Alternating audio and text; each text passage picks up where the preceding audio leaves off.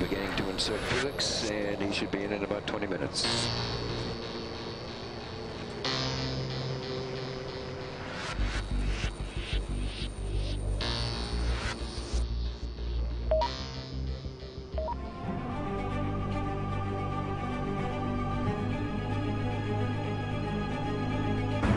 « 17h30 heure française, Félix Baumgartner décolle de sa base de Roswell au Nouveau-Mexique.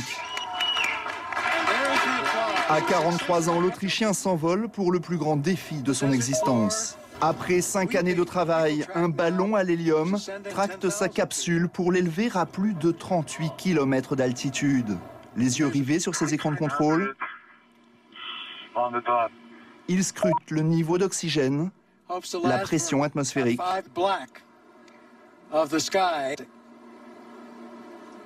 2h30 d'ascension jusqu'à 39 000 mètres d'altitude. 39 068 mètres d'altitude. Félix Baumgartner a les pieds dans le vide. Après 2 heures d'attente, il s'élance la tête en avant. J'aimerais tant que le monde entier puisse voir ce que je vois. Quelquefois, il faut aller très haut pour se rendre compte combien nous sommes petits. Allez, j'y vais. Et lorsqu'enfin il saute, Félix Baumgartner sait qu'il risque sa vie. Toute l'équipe au sol en est parfaitement consciente aussi, parmi lesquels sa mère. La vitesse avec laquelle il accélère à environ 10 mètres par seconde au carré, ça veut dire que toutes les secondes, sa vitesse augmente de 10 mètres par seconde. Et là, la vitesse, 1000 km/h déjà, Jean-François Clairvoy, astronaute à l'Agence spatiale européenne, vous êtes avec nous sur BFM TV. On est dans quelques secondes seulement il est sonique au record du monde. Il est sonique.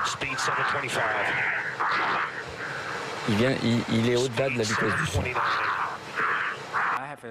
À un moment, je ne savais plus car j'avais un bouton pour tout arrêter et ralentir et j'ai failli l'utiliser. Mais je savais qu'alors, je n'aurais pas dépassé le mur du son. Dans sa chute de 4 minutes 20, Baumgartner bat plusieurs records, la chute libre la plus haute et le mur du son franchi sans avion ni capsule. À une telle vitesse, le moindre mouvement peut lui être fatal. Plus de 36 km de dénivelé en quelques minutes avant de déclencher son parachute et d'atterrir visiblement en pleine forme. Des images complètement incroyables. Il était 20h07 hier soir quand cet Autrichien est entré dans l'histoire. Quand on se trouve là-haut, loin au-dessus de la Terre, on devient vraiment modeste. On ne pense pas à battre des records, on ne pense pas à faire avancer la science. La seule chose à laquelle on pense, c'est qu'on veut revenir en vie. Je ne voulais pas mourir sous les yeux de mes parents, de ma petite amie, de tous les gens qui me regardaient. Le temps que j'arrive à 39 000 mètres de haut, j'étais déjà complètement exténué. Mais en réalité, c'est là que tout commence, c'est là qu'il faut être à 100%. Et ça a été vraiment dur, croyez-moi. Je n'aurais jamais pensé que ce serait si dur.